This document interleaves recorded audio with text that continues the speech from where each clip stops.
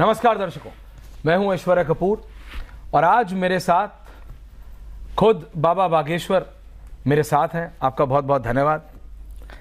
सभी दर्शकों को रिपब्लिक के और आपको भी खूब खूब धन्यवाद। दादा, मैं ये कह रहा हूं कि मेरे को पता चला आप भी एक यात्रा निकालने वाले हैं। मैं शुरुआत सीधा पॉइंट पे आता हूं। तो ये यात्रा क्या आप सबको एक करने के लिए निकाल रहे हैं?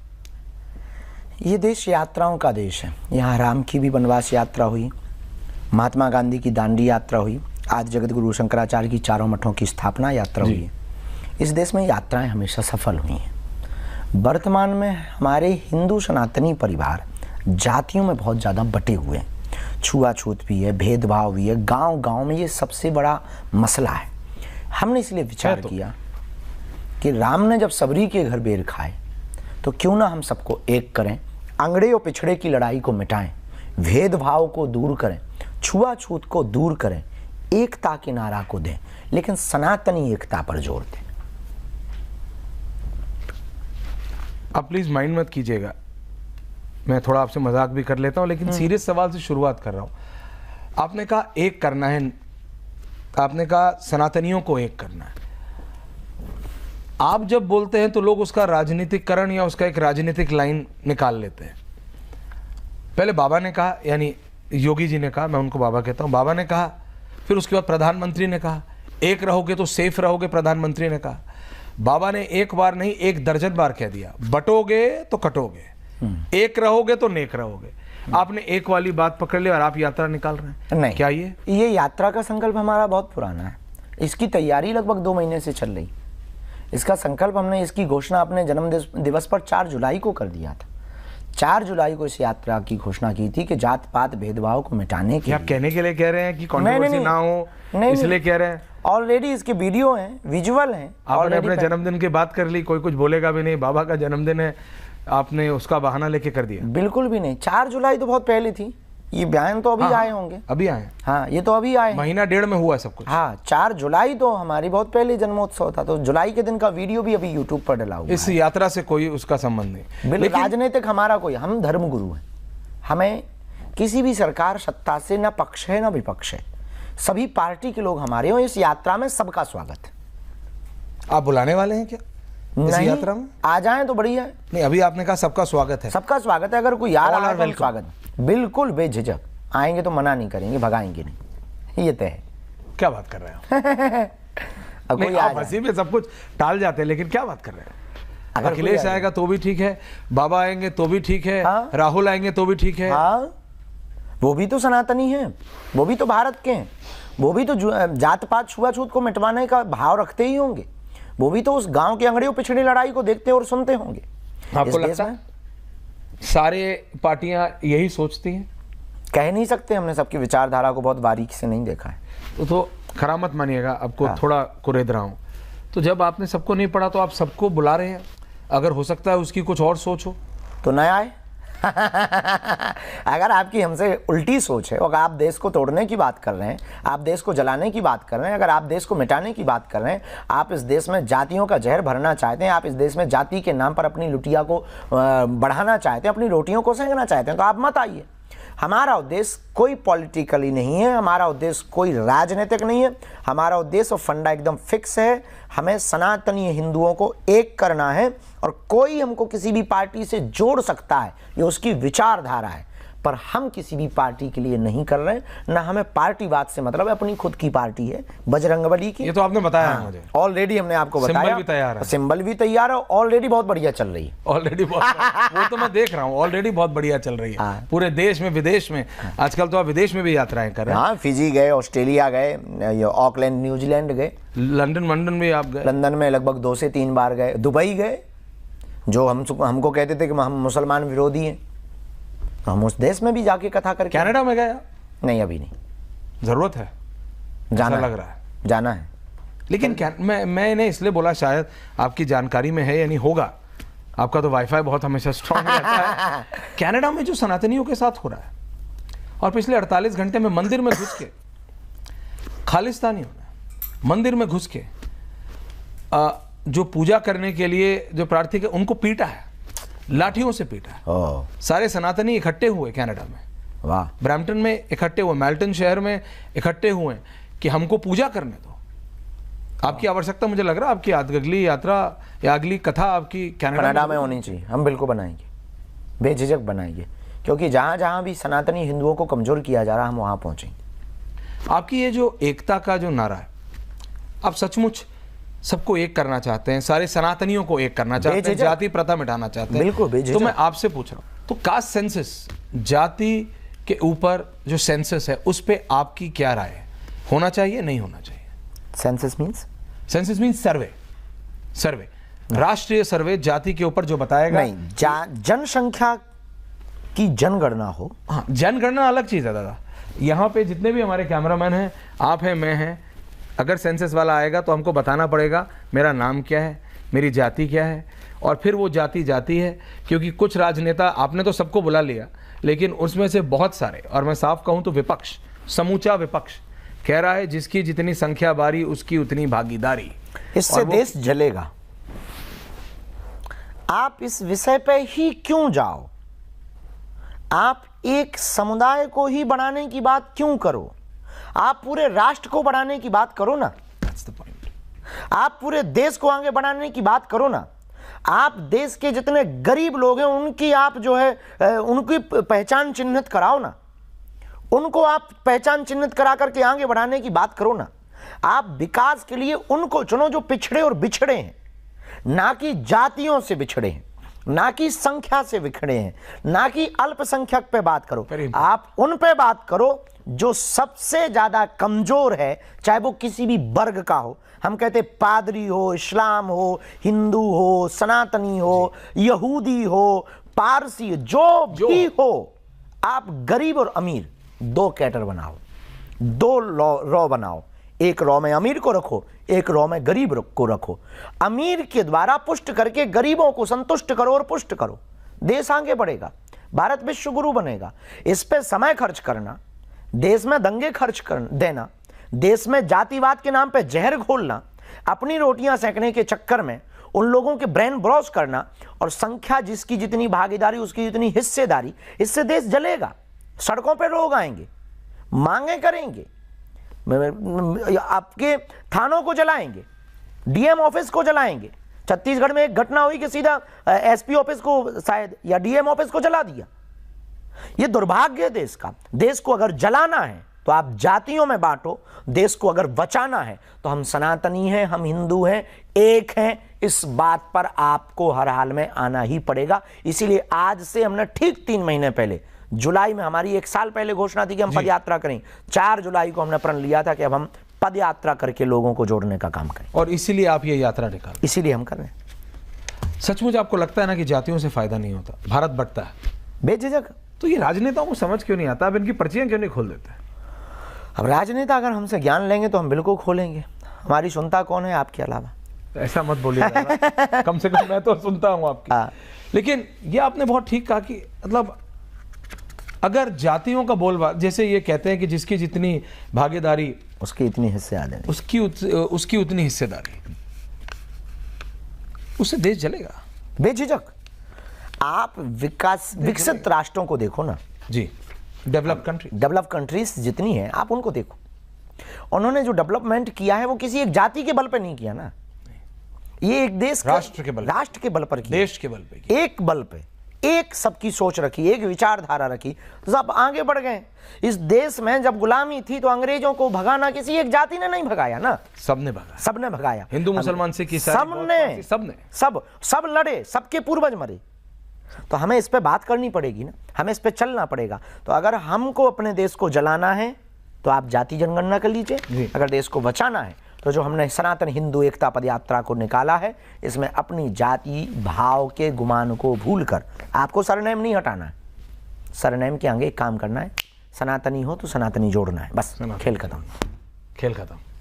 Very important. यही बात मैंने 1.5 साल पहले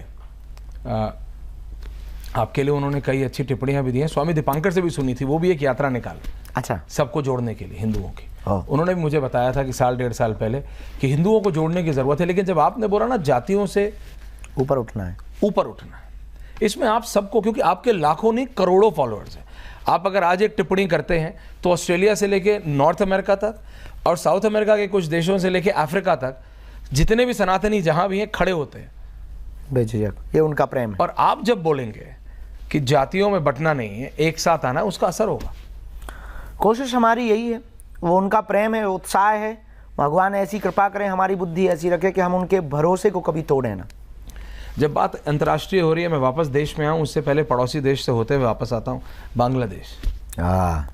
मत पूछो दादा, हिंदुओं के साथ इतना हुआ, आपने टिप्पणी दी, कई और कथावाचक जो जिनके लाखों फॉलोअर्स हैं उन्होंने दी, लेकिन एक राजनीतिक दल, आपने बड़ा दल दिखा के सबको इनवाइट तो कर लिया, सबको आपने आमंत्रित तो कर लिया, लेकिन कई नेता बड़े ऐसे जो क्या क्या बनना चाहते हैं, लेकिन एक टिप्पणी नहीं की गई, क्योंकि एक खास विशेष वर्ग को मैं नाम लेता हूँ, मुसलमानों को, उन्हें लगा कि भारत के मुसलमान, हालांकि मेरा मानना है कि भारत का मुसलमान भारतीय पहले है, उसको बिल्कुल खराब नहीं लगता, लेकिन ये नेता जानबूझ के बांग्लादेश में ऐसी हालत, हिंदुओं को मारा जा रहा, दुर्गा पूजा नहीं मनाने दी दादा, दिवाली नहीं मनाने दी, और ये भारत के नेता कुछ बोलते नहीं है उस पर, विपक्ष। हमें लगता है कि इस देश में कुछ लोगों के अंदर राष्ट्रवाद की बहुत कमी है। राष्ट्रवाद की बहुत कमी। आपकी नज़र में जब तक सत्ता महत्वपूर्ण रहेगी, गद्दी हथियाना और पाना यानी कहने प्रकार महत्वपूर्ण रहेगा, तब तक आप वही बोलेंगे जो आपके वोटरों को लुभा सकें जी। और जिस दिन आप बहुत अच्छे तरीके से राष्ट्रभक्त बन जाएंगे, उस दिन आप वो बोलेंगे जिससे राष्ट्र का भला होगा। अब किसी को बुरा लगता हो तो लगे, हम जय फिलिस्तीन वालों के पक्ष में नहीं है तो नहीं है, हम वंदे मातरम वालों के पक्ष में जो नहीं बोलते उनके पक्ष में नहीं है तो नहीं है, किसी को भारत में डर लगता है हम उनके पक्ष में नहीं है तो नहीं है, किसी को जो है राम काल्पनिक लगते हैं हम उनके पक्ष में नहीं है तो नहीं है, किसी को इस देश में डर लगता है, कोई कहता है कि हम भारत तेरे टुकड़े टुकड़े होंगे, हम उनके पक्ष में नहीं है तो नहीं है, कोई कहता है कि हम सर तन से जुदा कर देंगे, हम उनके पक्ष में नहीं है तो नहीं है। सीधा सा कॉन्सेप्ट है कि अगर आप सनातन के खिलाफ हैं, मानवता के खिलाफ हैं, तो अब आप कोई भी हो, एनी हाउ तो हम आपके खिलाफ हैं। 100 की सीधी बात। कुछ लोगों को सेकुलरिज्म का कीड़ा काट चुका है। क्लैरिटी है बाबा, आप जो कहते हैं क्लैरिटी है, क्लैरिटी, देयर इज नो, मतलब कोई ना राइट ना left, there is no ambiguity, जैसे मतलब अंग्रेजी में कहते हैं, साफ है। हम किसी के नहीं, सनातन के, हम इस देश के हैं, क्योंकि हमारे पूर्वजों ने इस देश के संविधान को स्वीकार किया, हमारे भी कुछ पूर्वजों ने योगदान दिया होगा इस देश के लिए, और दिया है, इसमें कोई संदेह नहीं, सबके पूर्वजों ने दिया है। तो ये जो भी सहानुभूति दिखाने के चक्कर में लोग इस देश के कुछ वर्ग विशेष के लोगों को प्रलोभन देने के चक्कर में, सहानुभूति दिखाने के चक्कर में कि हम तुम्हारे पक्ष में हैं, यही इस देश का सबसे बड़ा कैंसर लग रहा है। देश में वापस आते हैं, अचानक वक्फ बोर्ड की बहुत बात होती रही, 9.5 लाख एकड़, 9.5 लाख एकड़। एक बार तो जब पहली बार मुझे पता लगा तो इमेजिन करने की कोशिश की कि 1-2 जिले नहीं, 7-8-10 जिले की जमीन 9.5 लाख एकड़ एक बोर्ड के पास है। और हमारा कोई बोर्ड नहीं है, सनातन कोई बोर्ड नहीं बना अभी तक। मेरा सवाल वही था, आपने पर्ची खोल दी। ना जी, नहीं, मैं मजाक कर रहा हूँ। ये सनातन बोर्ड होना चाहिए, वो हमारे जो, या तो वक्फ बोर्ड को कैंसिल करें या फिर सनातन बोर्ड बना दें। 100 की सीधी बात है। इसलिए कि अगर आप हैं तो इसी देश में तो हम भी रहते हैं। इधर आप कहते हो कि सभी धर्मों को बराबर स्वतंत्रता है अपने अपने धर्म का प्रचार करने की, तो वो तो अपने 9.5 लाख एकड़ में अपने धर्म का प्रचार कर लेंगे, हम कहां करेंगे? एक छोटे से मंदिर के लिए हमें 500 साल लड़ाई लड़नी पड़ी। लड़नी तो पड़े, लेकिन जीत हुई आके। जीत सत्य की हुई, लेकिन कल के दिन हम कहा करेंगे? तो या तो इनका कैंसिल करिए या आप हमारा बना दीजिए, झंझट खत्म। हम इनके भी खिलाफ में नहीं। अगर आपको लगता है कि अगर कैंसिल करेंगे तो दिक्कत होगी, तो कोई दिक्कत नहीं, आप हमारा बना, सनातन बोर्ड बना दीजिए।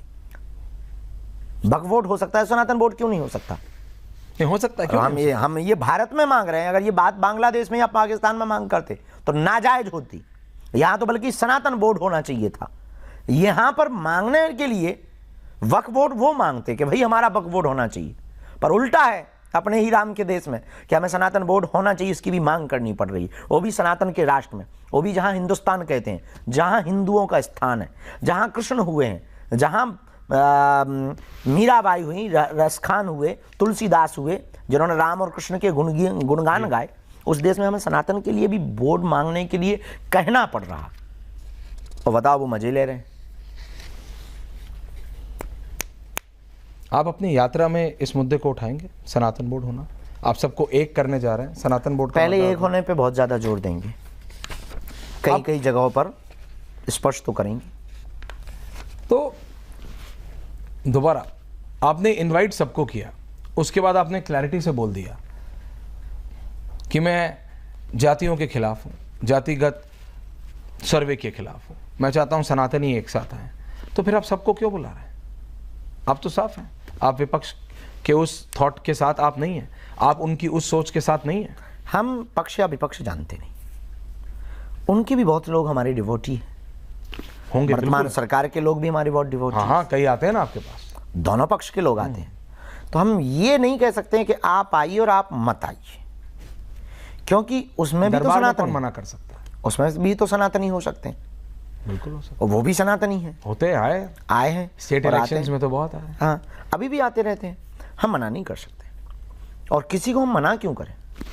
और हम ये निर्णय लेने वाले कौन हो सकते हैं कि कौन सनातनी है कौन नहीं है? लेकिन जब आते हैं तो मांगते तो सब सत्ता ही होंगे बाबा।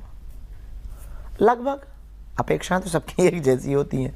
क्रिकेटर आता है तो वो खेल मांगता है, अभिनेता आते हैं तो वो पिक्चर मांगते हैं, नेता आते हैं तो वो वोट बैंक और सत्ता मांगते हैं। तो सबका अपना अपना विजन तो क्लियर है ही है।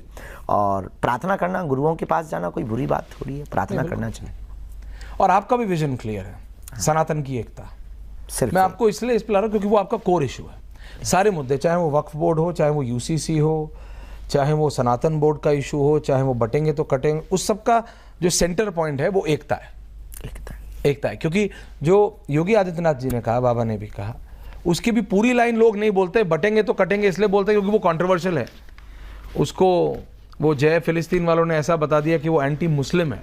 हालांकि बाबा ने कहा मेरी पूरी लाइन सुनो, बटोगे तो कटोगे, एक रहोगे तो नेक रहोगे। प्रधानमंत्री नरेंद्र मोदी ने कहा एक रहोगे तो सेफ रहोगे। तो एकता की इतनी आवश्यकता है बाबा, आपको सच में लगता है आज? एकता की ताकत तो बहुत है। संघे शक्ति कलयुगी, कलयुग में संगठन का ही बल होता है। दूसरी बात, आज इजराइल को अगर देखें जी, तो इजराइल की जीत का कारण क्या है? एकता। भारत में इजराइल का रहने वाला नागरिक भी जब उसके युद्ध उसका छिड़ जाता है तो वो सब छोड़ छाड़ के भागता है कि क्षमा करो, हमें अपने देश की सेवा करनी।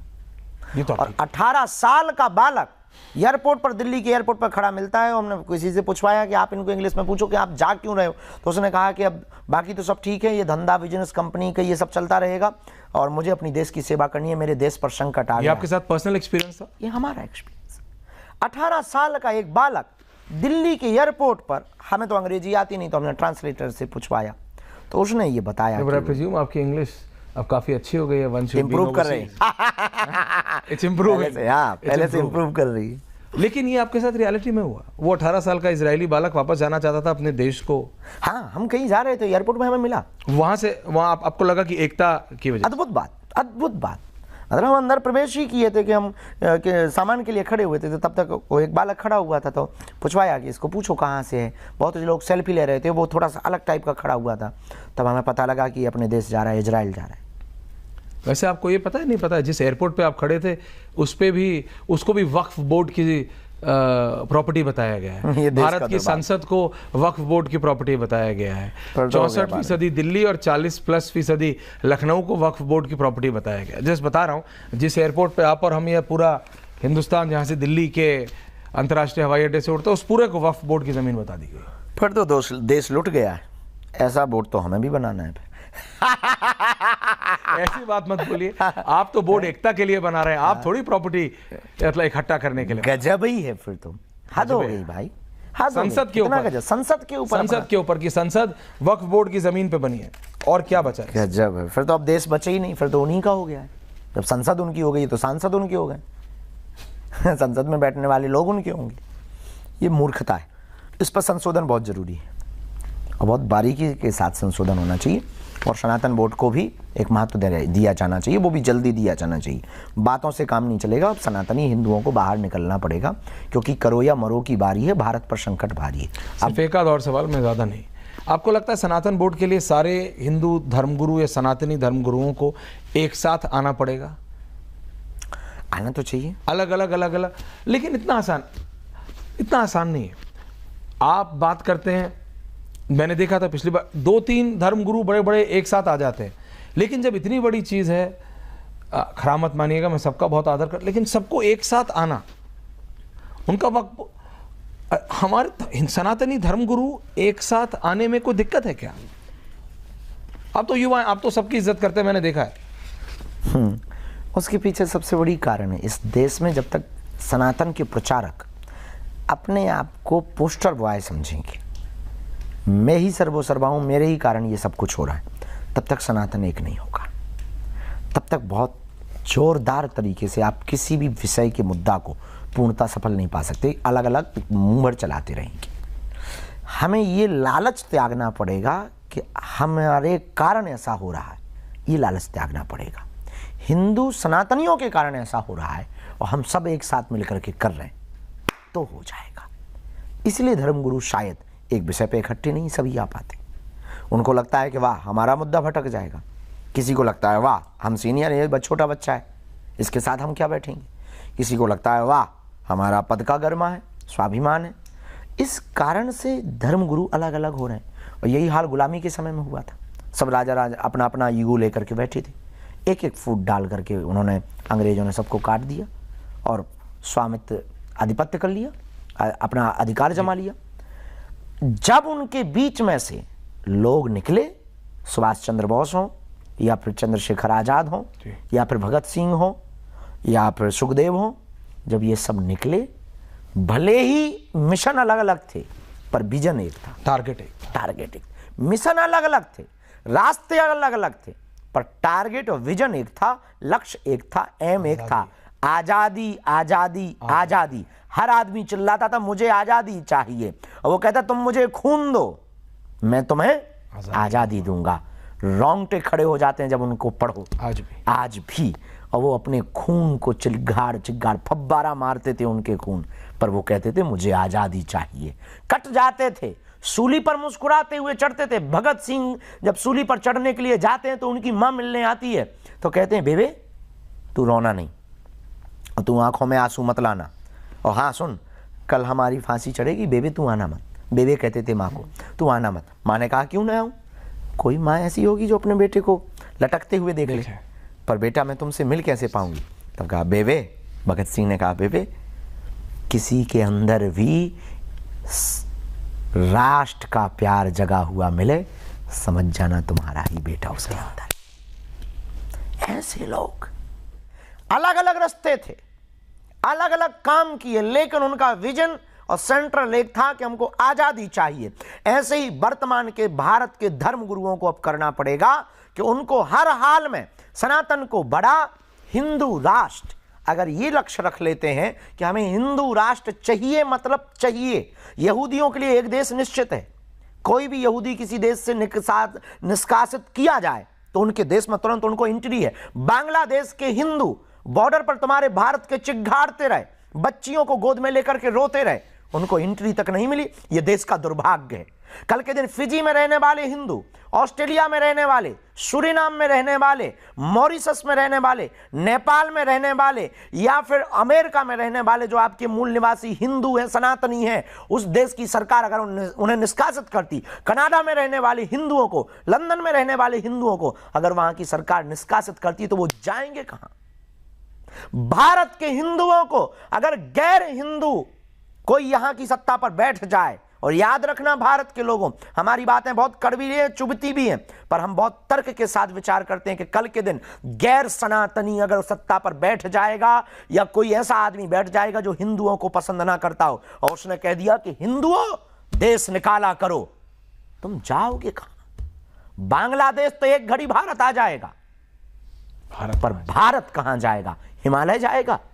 या समुद्र में डूबेगा। ये दुर्भाग्य है। इसलिए भारत के धर्म गुरुओं को पोस्टर बॉय बनने की जगह, अब कई लोगों को बुरा लगेगा छोटा सा बच्चा ज्ञान दे रहा है, कई लोगों को ये लगेगा कि अब ये हम लोगों को ही ज्ञान दे रहा है। क्या आप लीड नहीं कर सकते? आप यात्रा निकाल। हमें लीडर बनने का शौक नहीं है, हमको सिपाही बनने का बहुत शौक है।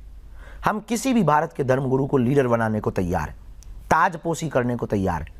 और अगर भारत हिंदू राष्ट्र बनता हो तो हम आपके ऊपर भी ताजपोशी करने को तैयार है। किसी भी व्यक्ति के ऊपर हम ताजपोशी करने को तैयार हैं। हमें शौक बिल्कुल भी नहीं है कि आप हमको लीडर मानो, पोस्टर बॉय मानो, या कोई आप हमें हिंदू से हृदय सम्राट कहो, या हिंदू हृदय शेर कहो, या बब्बर शेर कहो। हमको ये बिल्कुल भी पसंद नहीं है। हमको सिर्फ सनातन का सच्चा सिपाही बनना पसंद है। और कोई भी धर्मगुरु एनी हाउ सनातन का काम करने वाला हमको अपने संरक्षण में ले सकता है।